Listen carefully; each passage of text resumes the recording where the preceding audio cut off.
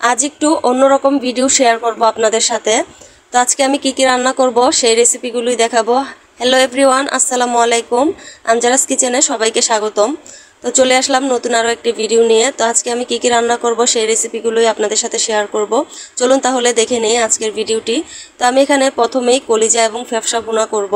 তো তার জন্য পরিমাণ মতো তেল দিয়ে দিলাম, তারপর দিয়ে দিব পেঁয়াজ কুচি, তেজপাতা, এলাচ, দারুচিনি, লবঙ্গ। তো সবগুলো মশলা দিয়ে তারপর আমি একটু পেঁয়াজের সাথে তেলের সাথে মশলাগুলো ভেজে নিব।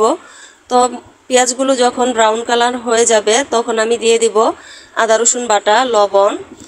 এখন আদা রসুনটাকে একটু ভেজে নিব। আদা রসুনটা ভেজে নিলে কাঁচা গন্ধটা আসবে না আদা রসুনের।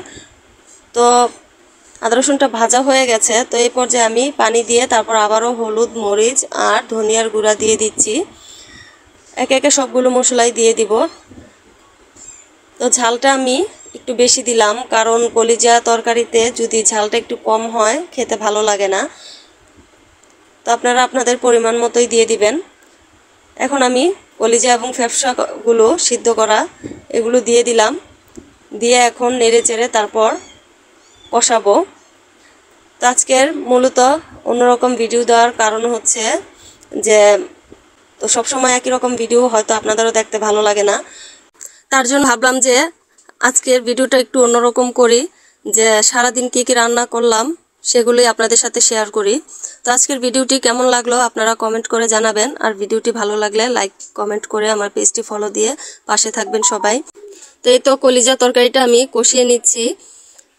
তো কী কী উপকরণ দিলাম আপনারা তো দেখতেই, তো এগুলো তো আর বলার কিছু নাই, আপনারা সবাই রান্না করেন জানেন। তো আমি এখানে কিছু আলু দিয়ে দিলাম আমার ছেলের জন্য। আমার ছেলে গরুর মাংস তারপর কলিজা যাই বলেন কিছুই খায় না, তো তার জন্য একটু আলু দিলাম। সে আলু খেতে খুবই ভালোবাসে, আলু খায়। তো আমি এখানে কলমি শাক নিয়েছি। কলমি শাকগুলোকে আমি ধুয়ে তারপর কেটে নিব, তারপর আমি রান্না করব।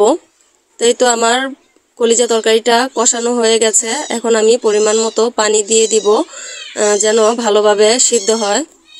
আজকে আমার রান্নার একটু দেরি হয়ে গেছে, তো যার কারণে আমি দুই চুলায় রান্না করছি। এখানে আমি কলিজাটা ভুনা করে নিচ্ছি আর অপর পাশের চুলায় আমি শাকটা রান্না করে নিচ্ছি আর পটল ভাজবো। তো আমার তরকারিটা হয়ে গেছে। এখন আমি জিরার গুঁড়া দিয়ে তারপর নামিয়ে ফেলবো। আর কলিজা তরকারিটা খেতে খুবই মজা হয়েছিল। তো এখানে আমি এই তো কলমি শাকটাও ভেজে নিয়েছি আর এখন পটলগুলো ভেজে নিব। আজকের রান্না আমার এতটুকুই। তো ভালো থাকবেন সবাই। চলে আসবো নতুন কোনো ভিডিও নিয়ে। আসসালামু আলাইকুম। আল্লাহ।